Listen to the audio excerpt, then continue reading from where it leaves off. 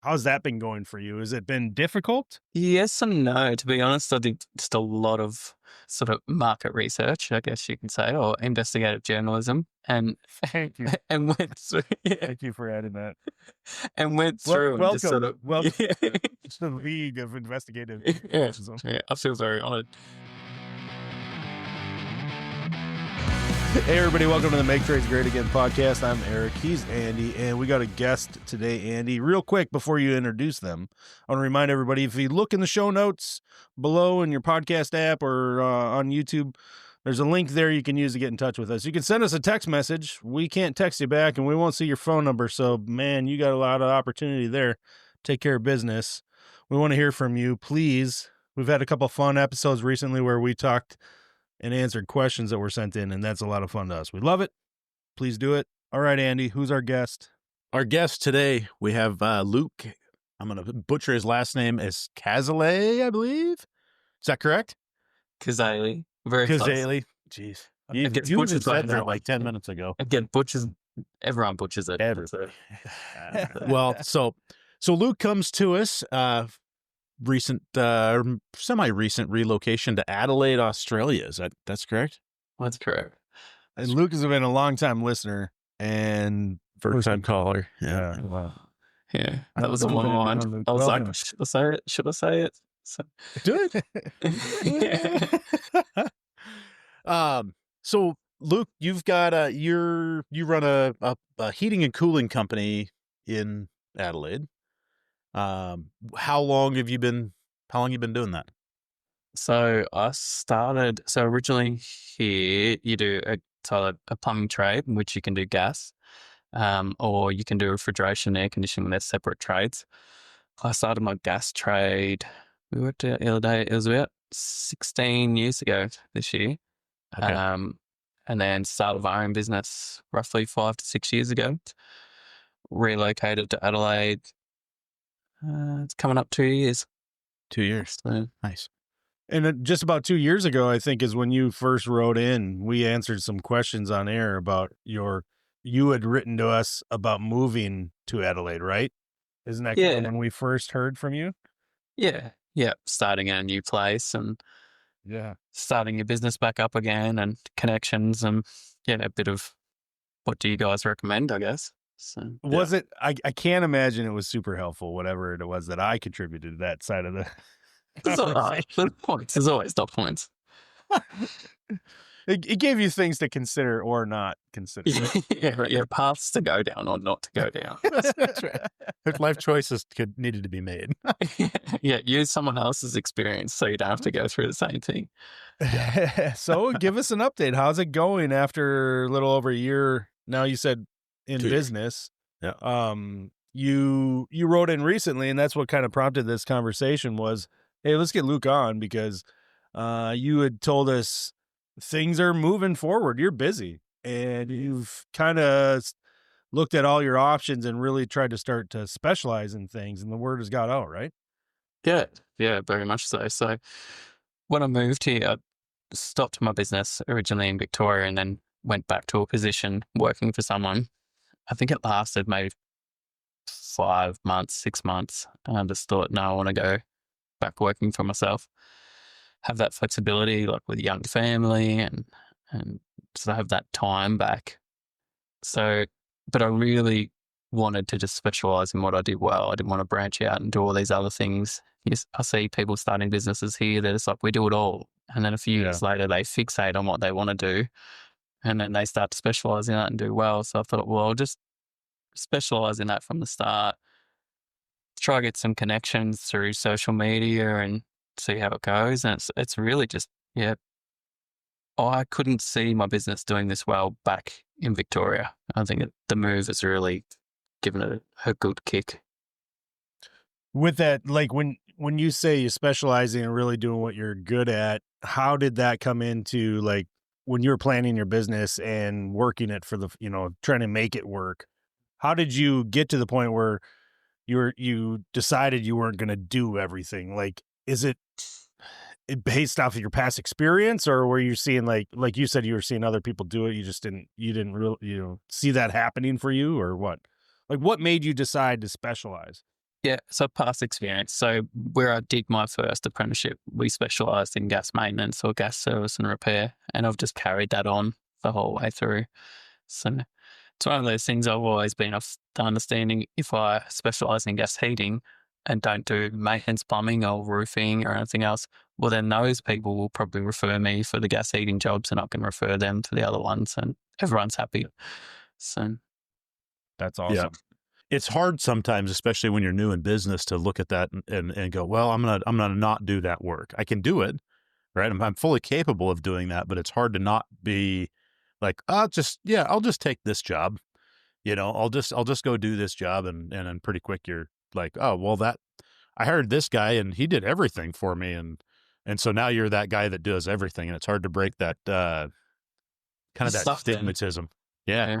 Yeah. Or if you do those jobs probably not quite as well as you should, then you start getting a bad reputation, and so right. Yeah. There's a reason why I don't do drywall repair. We'll cut it out. I'm really good at cutting out and removing drywall, but I'm not so good at putting it back. Most plumbers are. Yeah. Right. If you can't cut drywall as a plumber, you're not going to make it, I don't think. Everyone's good at demolition. That's right. Yeah. Are you using any kind of like software management system or anything that's been helping your new business? So I've always organization?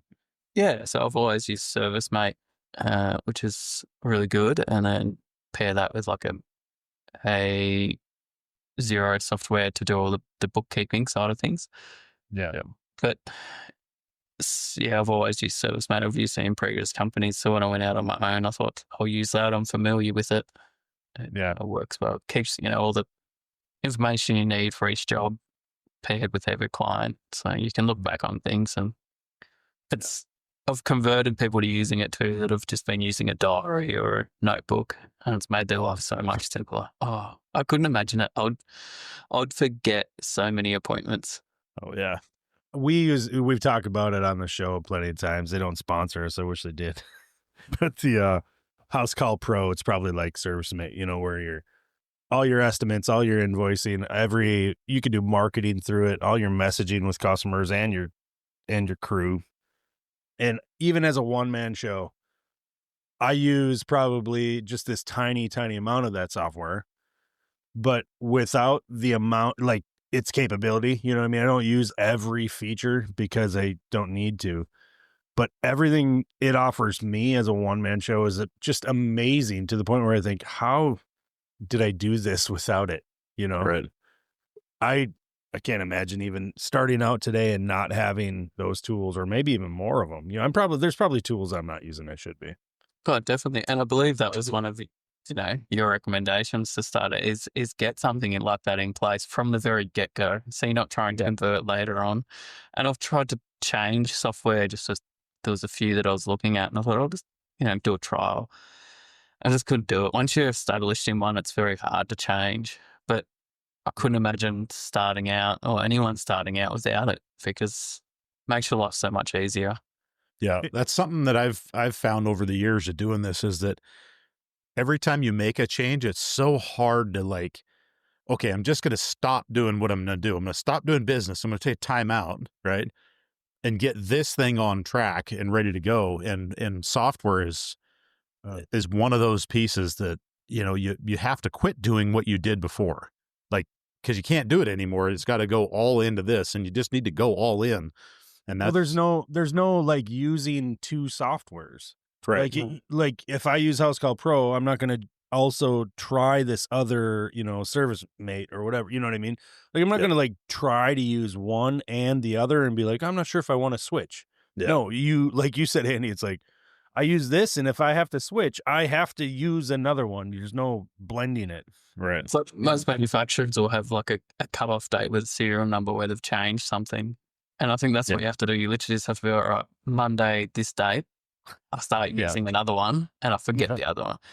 And because if you try trial two, like you said, you do bookings on this one, or did I book them on that one, or did I book them on this one? And, oh my gosh. My brain would explode. No way. Well, I bring up the software because I know you in your recent email to us, you're talking about how like it's taken a little while, but getting into that specialty, getting that word of mouth kind of marketing going, and then ultimately related to the software and you're starting your business is just like getting your pricing in line, right? Like that was probably a challenge as not only did you move to a new city, restart a business, but like as we're starting out, all of us, no matter what our business is, that's I think one of the most challenging things is to get your pricing correct for your market, but like so you're providing for yourself, your own wages, your business growth, things like that. So how was that like how's that been going for you? Has it been difficult? Yes and no. To be honest, I did just a lot of sort of market research, I guess you can say, or investigative journalism, and Thank you. and went through, yeah, Thank you for adding that. and went through and just sort of Welcome yeah, to the League of Investigative yeah, Journalism. yeah, I feel very honoured. Uh, Going through and like I looked at a couple of big companies and what do they charge, and then I looked at I tried to find out some small sort of sole traders. Oh, what do you charge for a heating service? And a lot of it was just to and fro. And then I looked at bigger companies and I thought, what do they offer? Like they might have 10 to 15 guys they could get there tomorrow or the next day, but where's the experience lie? And I thought I'm providing the same experience every time you call me. It's the same person coming out. You've got that high level of quality. So I was like, oh, why shouldn't I charge what they're charging? So I just set my rates off what they were and I looked at it, profit loss and cost of business and everything else. And I was like, that would cover me for the time that I expect to spend on site. And it gives me enough time to do a thorough service and make sure I've got time to sit down, have a coffee with the customer or, have a bit of a chat and do that marketing side of things or customer service. And it's just worked out well. So That's awesome. That's awesome. Yeah, that's something that I've noticed in the house call pro software that we've used or that we use. They've started doing some job costing stuff in there, and one of the things I've been implementing in my free time, which is not a lot, but is to start filling in more of those blank spaces to really dial in what am I actually making. We've talked about this in the past about like how do you figure out what to charge, and these things go into it, and so that's like this projected cost. But then to go back into it on the other side and say, well, this is what it actually cost, and then compare those two numbers, and it's been interesting. We're at a good place right now, and I'm happy that my projected number was what it should be. It could probably be higher, but Yeah. we're making the margin we're looking for. no, so that's the thing too. And I guess your timeline, like for me, a big thing of starting my business was having time, having control of my time. If my daughter had something on at school, I wanted to be able to say, well, I'm going to that. There's no ifs, buts or maybes. So not that I sort of put that into the spreadsheet when I was doing my costing, but yeah, that was a big thing. I look at my end of the year profit and what I've made, but then I've also looked at all the free time that I've had when I wanted to. So Yeah, it's time. You've talked about that a couple times already, and so I know how important it is because ourselves too. We took the risk in self-employment. I think I'll speak for Andy, or you correct me if I'm wrong, Andy, but I think ultimately we took the risk not because we thought like we were going to make a lot more money, but it was really the family. Like Andy's kids and mine are roughly the same age, and and we kind of started our businesses at the same time frame too in our lives, where we looked at what we were involved in the day to day and how much value we saw being able to go to the school event or something like that. Yeah. And I don't know. I think that would you say that's true for you guys too, Andy? Yeah, it definitely was. I don't know that it was a deciding factor. It was something that when I started my business, the kids were young, and it was something that was really hard because that first year or two, it was like so laser focused on business, right? Like, how do I build this thing? I'm a plumber, plumber pipe fitter. I don't know anything about business, right? And a lot of technicians that are in our positions where they've been a technician and then all of a sudden they're thrown into this business world, jumped into this business world. They don't recognize that concept of like, how do you do time management? Because it's so easy to get really focused on, I got to do every job.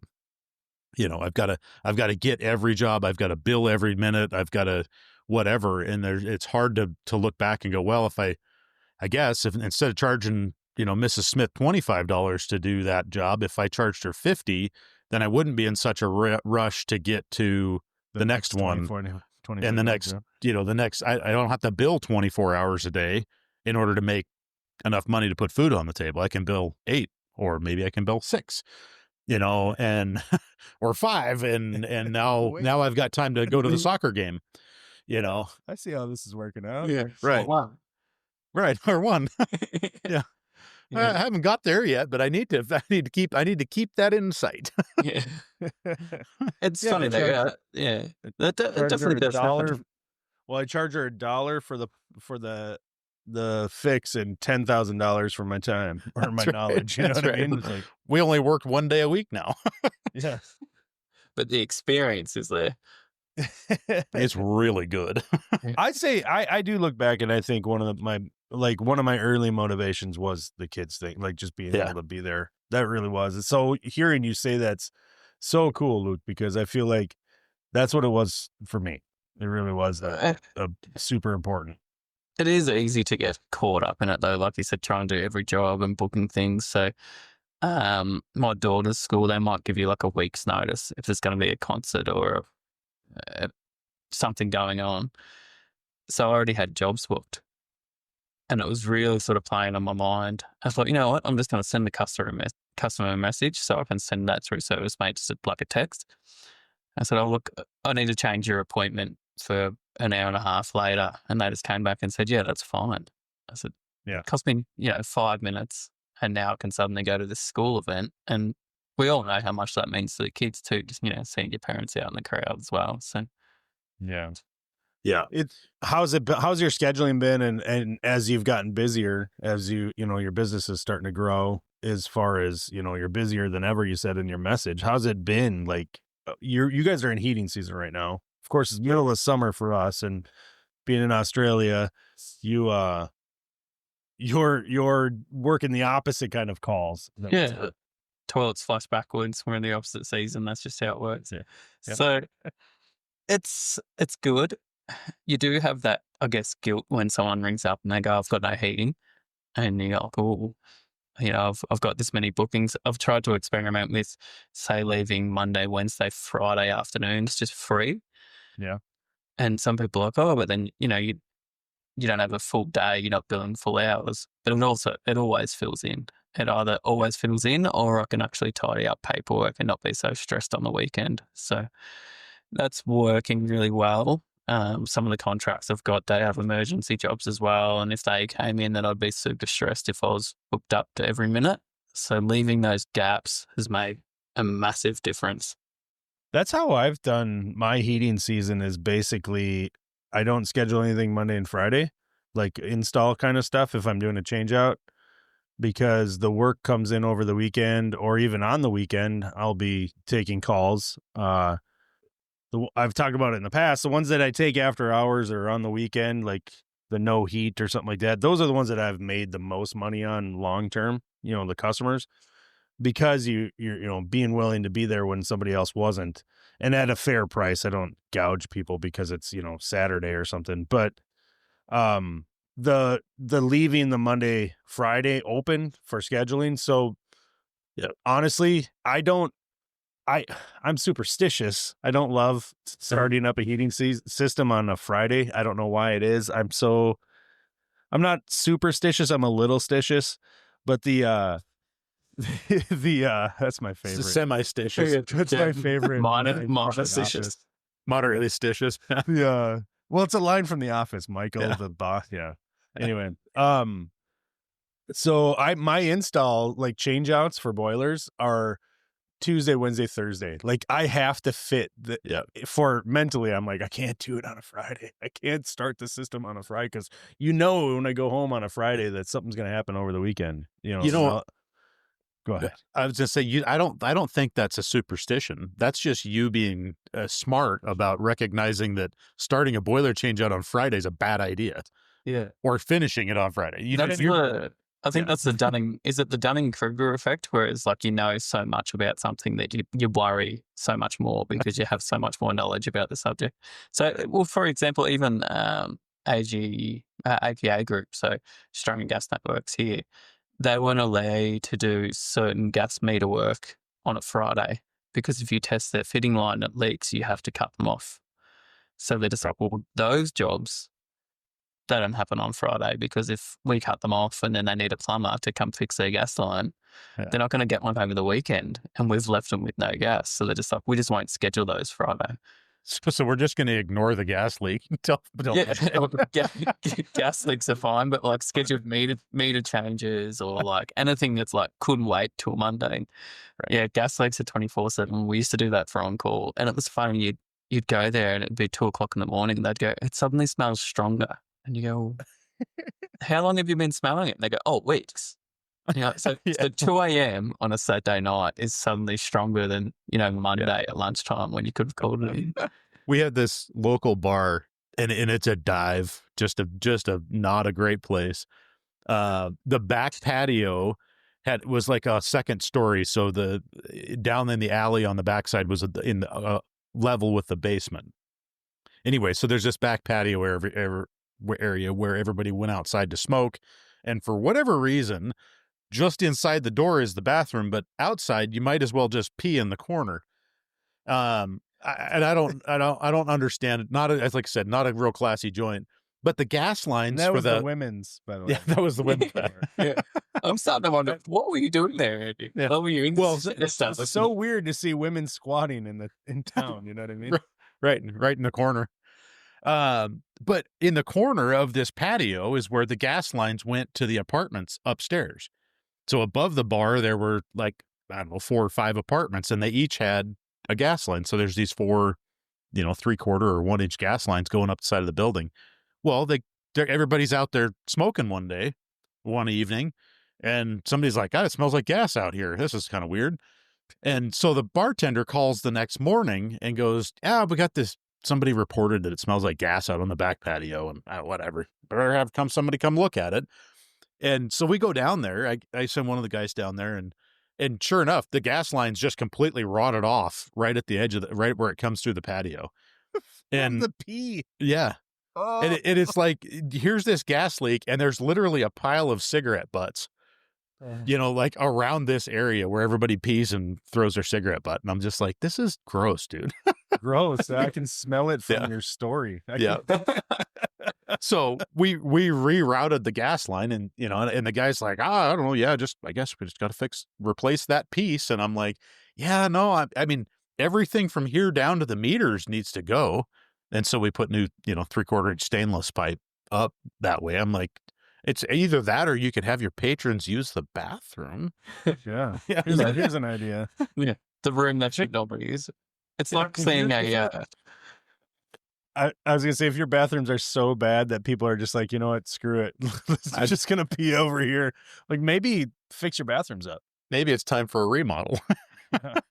It's like saying a combi boiler with the flue gas condensate running copper. And you're like, oh, I won't see that in a couple of years because it would just be the clips on the wall, no drain. It's funny you bring that up because I have to have things on my desk here in the studio to fidget with that don't make noise.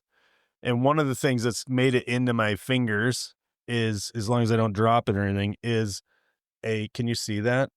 Yeah. It's a female adapter for PEX, but see how the holes are in it? This was on a tankless water heater.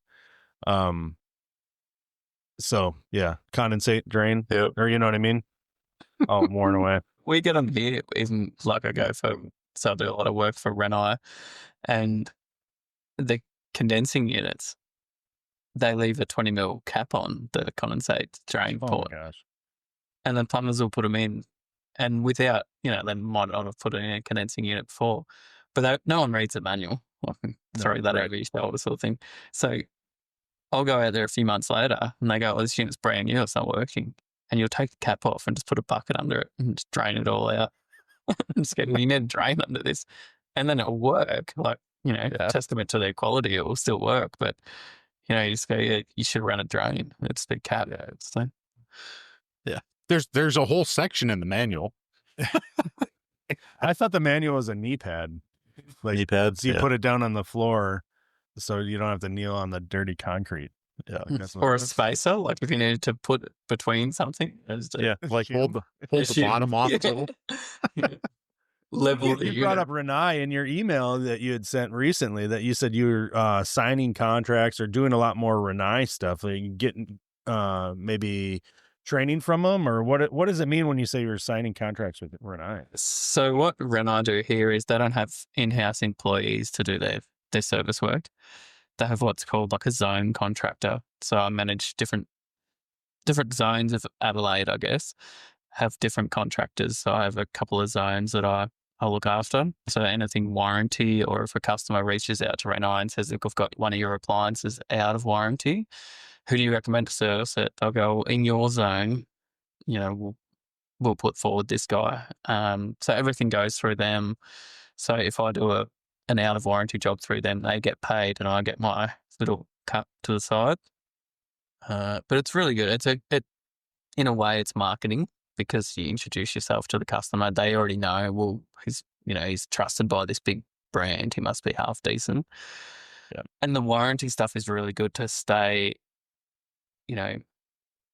really on top of everything that's going on with the new units.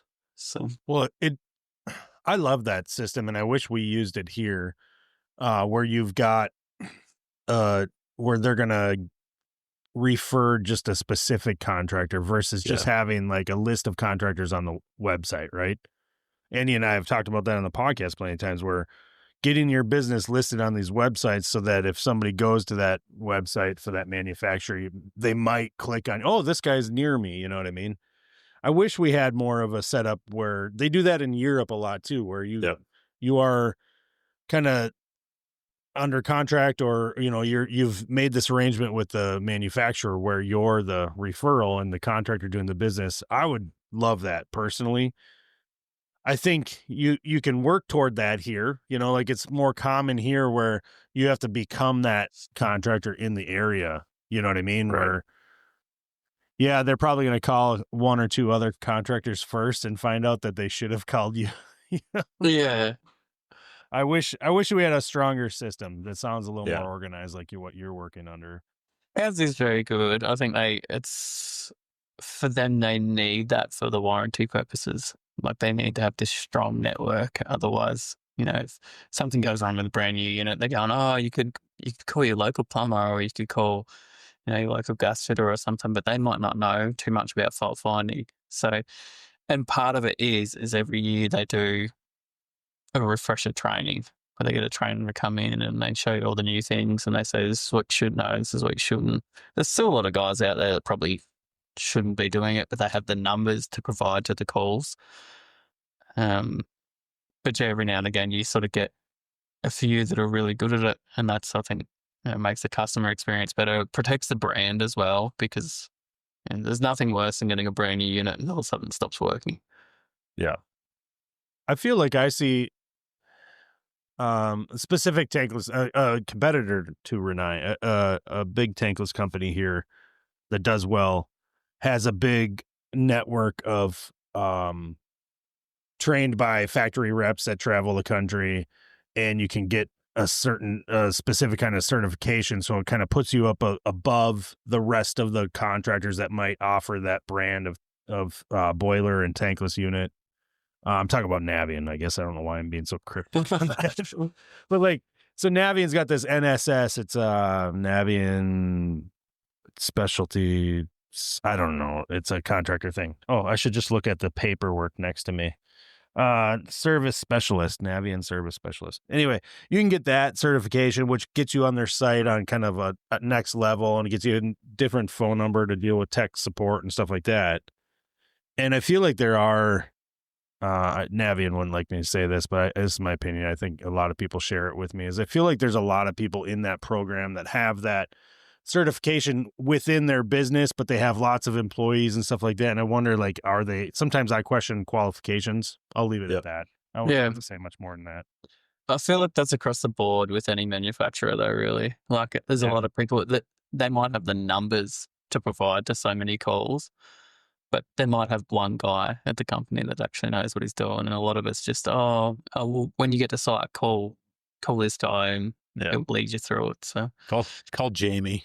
Yeah, James. That's a inside joke that anybody listening isn't going to understand. No, that's you got to fine. call Jamie. Or what's another one? Jamie. Jeff. Bruce. That's a Bruce. Call Bruce. Call Bruce. Bruce. Bruce knows. Lucas. You got to call Lucas. Oh. Well, Andy and I were installing the same boiler systems, the brand and stuff, and it's my biggest supporter for pushing work. If other people are referring me my business to somebody for service work or replacement, whatever, usually it's those more complicated, hey, just customer has had somebody out that contractor maybe doesn't know the product line as well as others, because it's a little like our Viessmann boiler systems. You don't see a lot of them get installed here. It's a higher end brand. It takes a different level, I think, of understanding to be very proficient with the product, to be efficient, apply it properly, and get the most out of it. You kind of have to take a minute to really understand how it's designed differently than other boilers, stuff like that. And so my point is, let me get to the point. My rep for that, my Viessmann rep, he listens, the guy I like them, and deal with the most, friend of mine, Jay Bars. Andy's met Jay and worked with Jay before.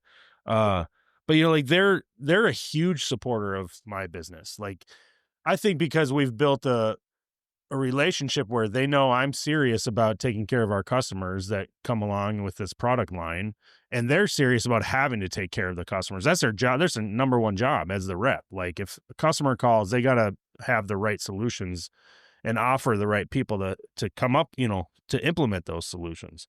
So is that, like, it sounds a lot like what you've built for yourself, is building that reputation as kind of the fix-it guy when it comes to the Rinnai product line. Are you working with other products too? I can't imagine that you're just, if it's a different brand, you're not going to touch it, right? Yeah, so I work with all brands of sort of definitely gas, like anything gas, heating or hot water, I'll take on. With the refrigeration side, I work with most brands of air conditioning as well. I have my favorites, I guess, but I do a fair bit of work for ASEA, which is a gas fireplace company from the South Island in New Zealand. And they're really good. So the South Island's known for just being laid back, I guess. So you can call their technical support line. They're always very cruising and, let's get this sorted. It's not like, it's business, but it's not that very regimented business. Yeah. But yeah, having that, I guess, I've built up that reputation, even through social media now, where people are like, look, I've gone and looked at this. I just want it done. I just want it fixed. I don't want the stress. Can you just go there and sort it for me?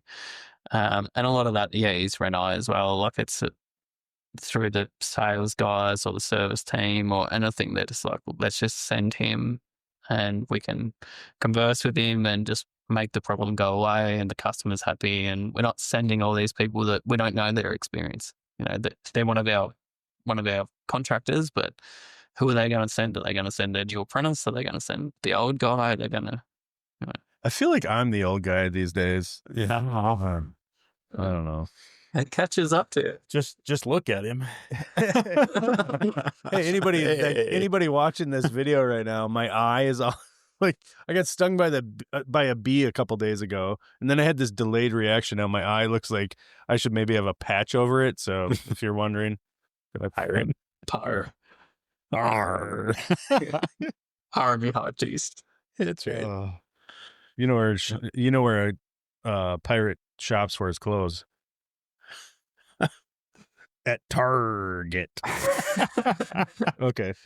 But he stops for lunch along the way at Arby's. I'm here all day. I'm here all night. To try the chicken. If you're a waitress. Oh, man.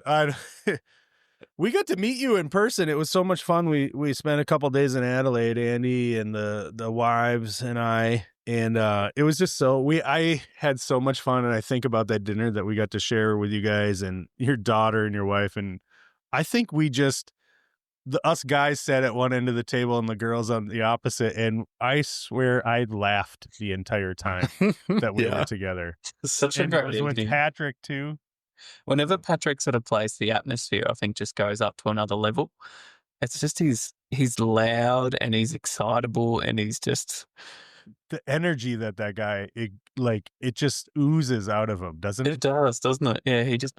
Everyone has to be on his level, I think. If you go to a place, he just tries to bring everyone to his excitement level. So, but it was good. Yeah, everyone sat on there. Everyone got along really well, and it was a great evening. I'll always fondly remember it. So. Yeah. It's it was a memorable trip. It's amazing how, like, the journey to get from the US to Australia and vice versa, obviously, it is a long plane ride, like the longest plane. It was wild. It was marathon like. Yeah. That's funny. So, like, what's next? Are you looking to grow the business? Are you satisfied right now with how things are going, or do you want to get bigger, hire someone, or what are your plans? What are you thinking about these days? It's almost my next question that I was going to write in almost. I'm at the point now where look, I've been super busy this winter, but what does summer bring? What does next winter bring? Should I forecast putting someone on? And then my mindset is, from past experience, well, should I put a qualified person on first and then an apprentice? So then if, I need to do something, or the apprentice can go with the qualified person. Same reason, like, if my daughter's got something on at school, I can't take an apprentice to the school thing and then say, well, we're finishing early today, I'll drop you off. So it's like, do you put the qualified person on? But then gas service and repair here is such a niche field. You get a lot of people that experiment in, I guess, or do it here and there, but they don't really specialize in it. So that's been something that I've been bouncing around in my brain a long time, is how do I get the right person? And most of the time, when they have the experience that I have, they're already working for themselves. Yeah. Cloning. Cloning is the secret. Yeah. I did say to someone, I'm like, if I had 3 of me. Yeah. Yeah. Always. Yeah. That's always been my thought process too. And as I've kind of kicked around the last year or two of, like, bringing someone on after 20 years, I've been doing it alone and it's been working out for me.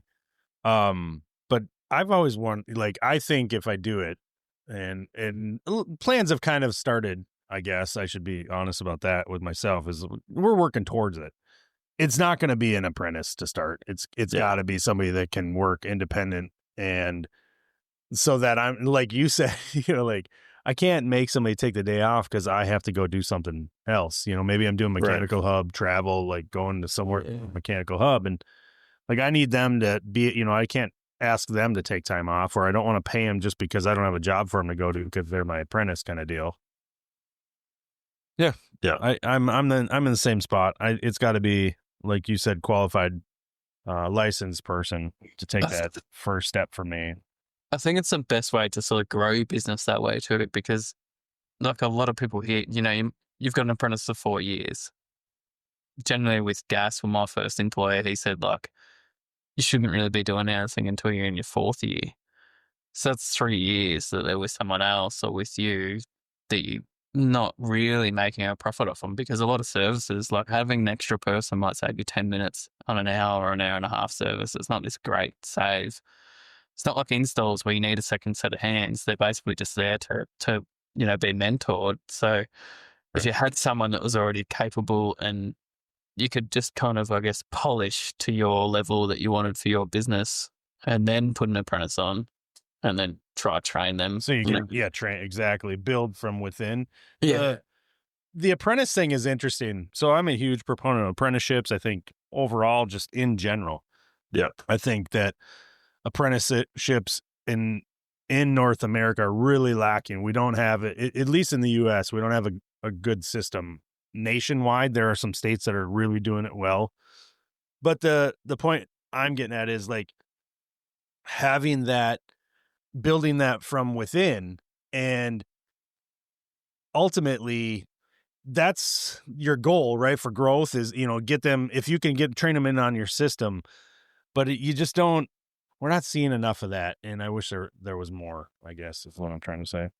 Yeah, it's the same here. It really is. And there's programs here that you can sort of like hire an apprentice almost. Like they've got this pool of apprentices, and you go, oh, I need one for 6 months, and then back to the apprenticeship orphanage they go and wait till someone else comes and takes them. So it's good in a way because you're not signing someone up and then after 6 months you're saying, sorry, I've got no work for you. They go to somewhere where they'll get taken out to someone Get else. some more work. Yeah. But in the same thing, it's like, well, what if you get them and they're really good? And then you're like, well, I want to keep you for the 4 years. Like they're going to bounce between other people. And it's a big commitment, I think, that I've been bouncing on, I think. And that's where I think a qualifier would be a lot better. Do you have the ability to select like a 3rd or 4th year apprentice out of that group? I believe a lot of them are early on. You probably could. Yeah. And a lot of that, well, a lot of people do get poached in like their 3rd or 4th year here as well. Like they'll be working for someone for 3 years and then someone will go, I'm looking for a 3rd year apprentice or a 4th year apprentice. And that's when they really start to reap the rewards for their first employer and off they go. And yeah. Well, I was going to say, I mean, that might get you somebody that's got the general skills kind of covered, and you can mold them to say, hey, we're going to, here's how I'm going to give you this specialized training for the last year of your apprenticeship.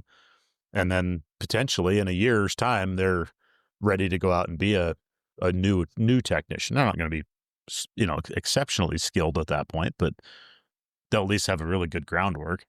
Yeah, definitely. Yeah, they've already covered all the hand tools and basic tasks.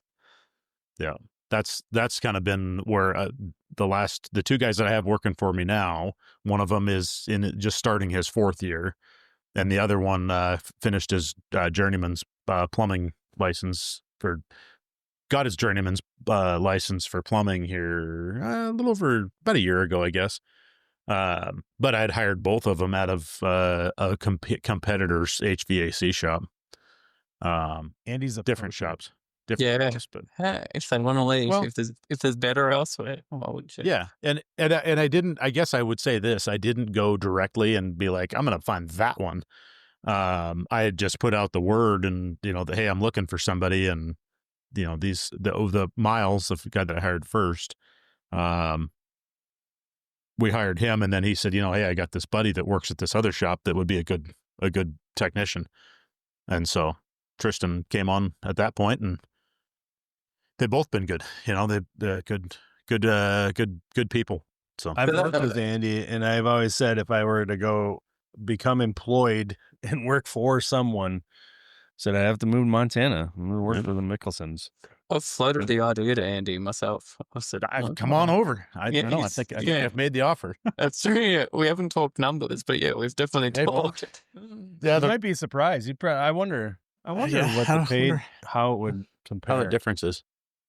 I don't know. I always have this assumption that, and maybe it's out of touch, maybe it's not even accurate at all, but I always have the assumption that our pay here in the kind of the areas that pay better than others in the U.S., I think it's pretty high compared to like other countries. I'm not exactly sure what a qualified licensed plumber in Australia commands for, like what the typical wage is in a year, but I think in the U.S. it's a little bit higher than other places. Maybe I'm wrong on that.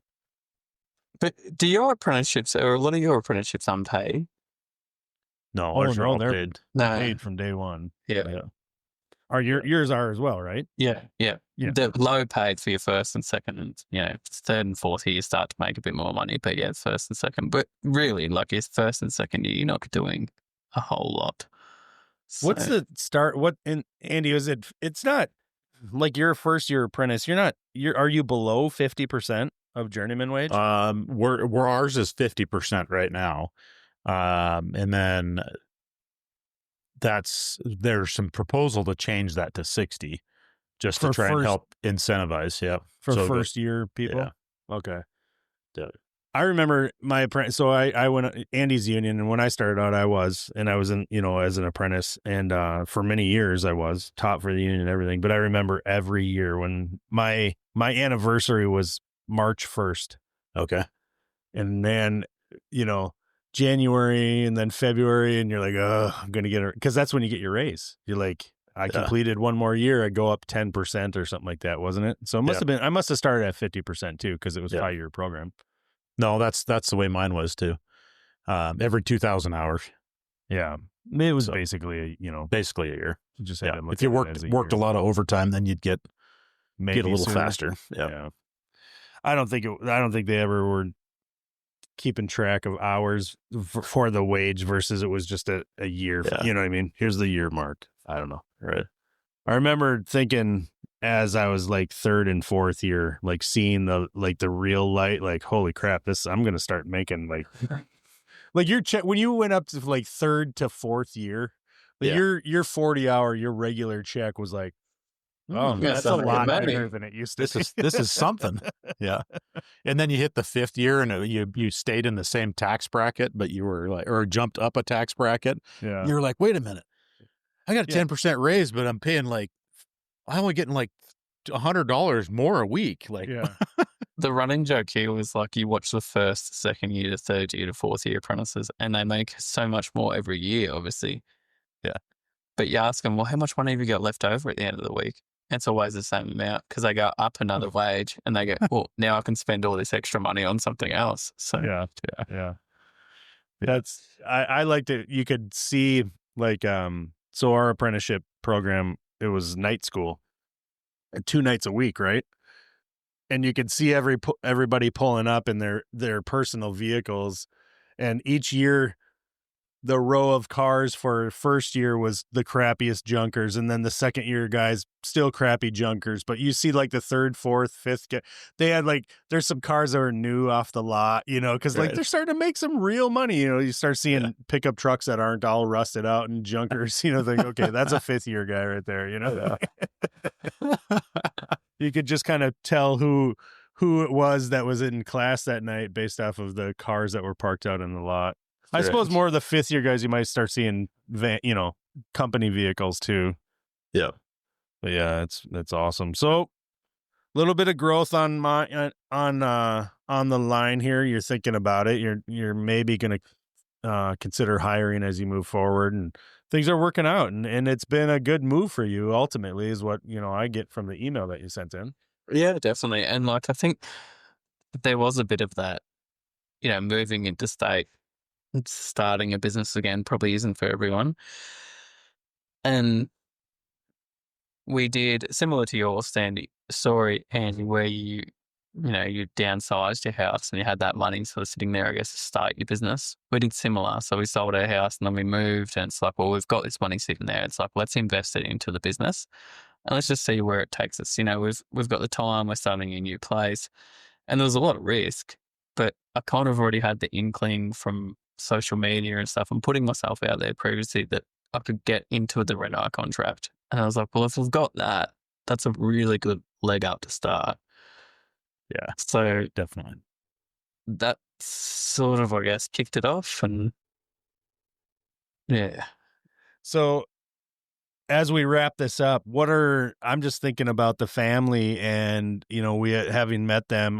Is your wife working with you? Is she? I don't remember. Does she work outside of the home? Does she have a job she goes to? Yeah, she does a lot of. So she works like medical admin.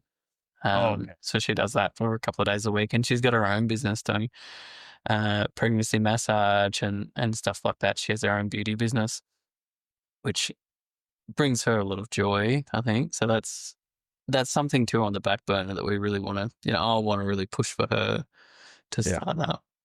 But yeah, I always say to her, Michael, get yourself a Flametech shirt, start doing my admin for me. So I don't, as I'm driving around and I see the phone ringing, I don't have to just worry about it. I just know that it's going to someone else. So. But it's an ongoing back and forth between us. We're just like, oh, and she goes, oh yeah, well it could. You just have to ask, and I'm like, oh. Yeah. Well, it's working for you and Cheryl, Andy. You guys do great. Yeah. No, it takes a special relationship to be able to work through stress, and also a lot of and remain a couple. You're Yep. saying? Yep. Like, Well, not and want to kill each other at the end of the day? yeah, and it's not always the it's not always stress like, well, you didn't do what you were supposed to do, but it's like how, Luke, you're at that point where you're saying you're 2 to 3 weeks out. It's like, how do I get all of this stuff done? And there's a balance of like, how do we get everything done? How do we and on her side of it, right now, or I guess I'll relate it to where you're at.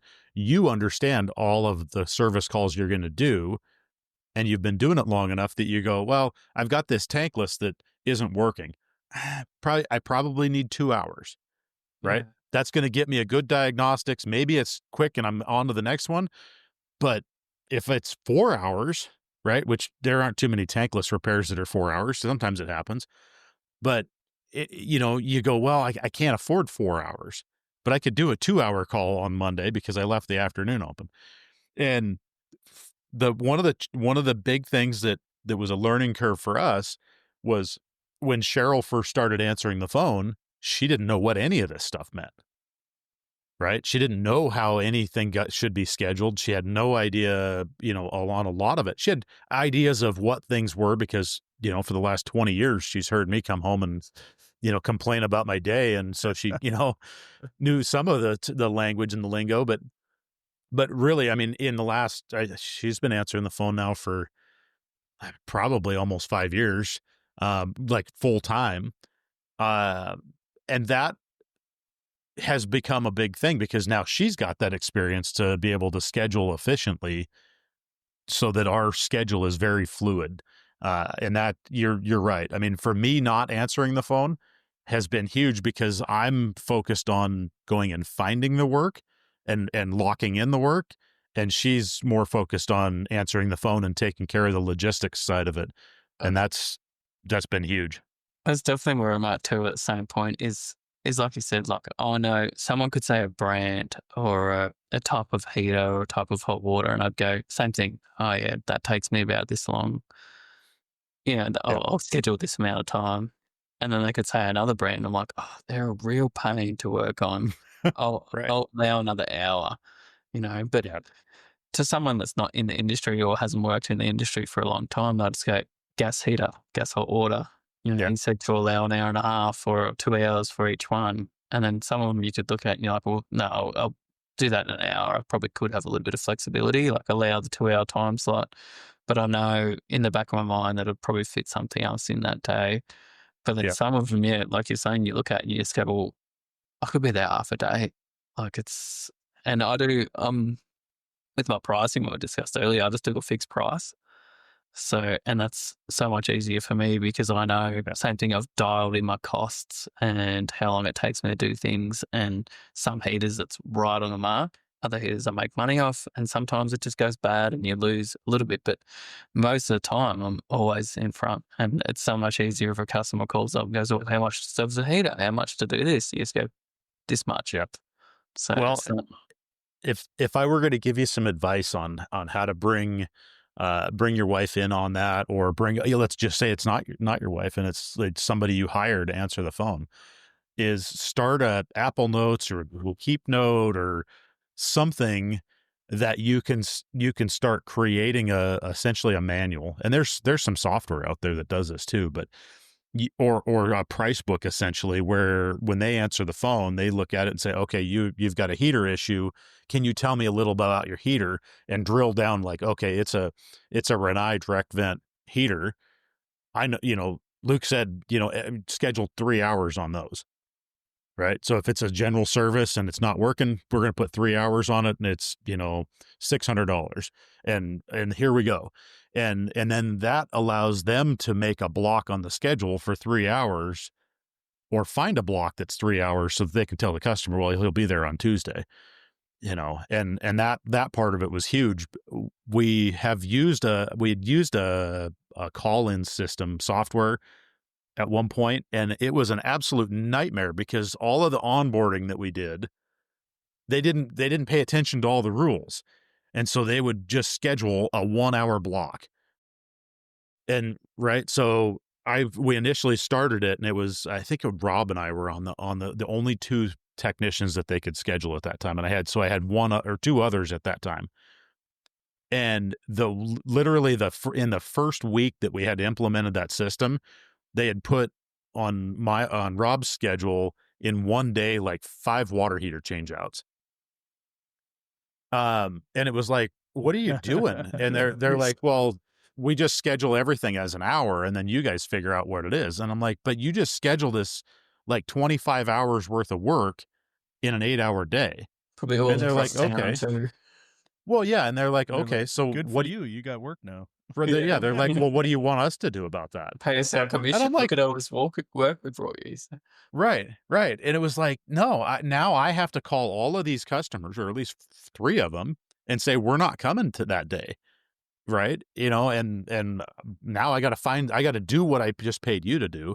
So it's that side of it is a big factor of being able to do that. Funny you mention that, because I've looked into like the whole AI calling and answering service and scheduling and everything else. And that was always my one big question with them is, well, how do you do this? Oh, well, you give us all the information and we do it. Well, what if you get it wrong? Like, what if I then look at it and I go, I don't service this area, or this job actually takes 4 hours and you've allowed me 1 hour, and then scheduled 3 other jobs.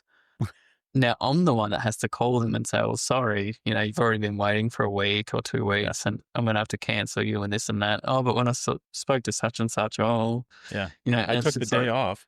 Yeah, that's right. So I was just like, well, for missing a couple of phone calls every day, it's like a lot of them go to message bank, and then I listen, because a lot of them are like sales calls anyway. It's like, do you need insurance? Do you need this? So I let them all go to voicemail, and then I'll just deal with them from there.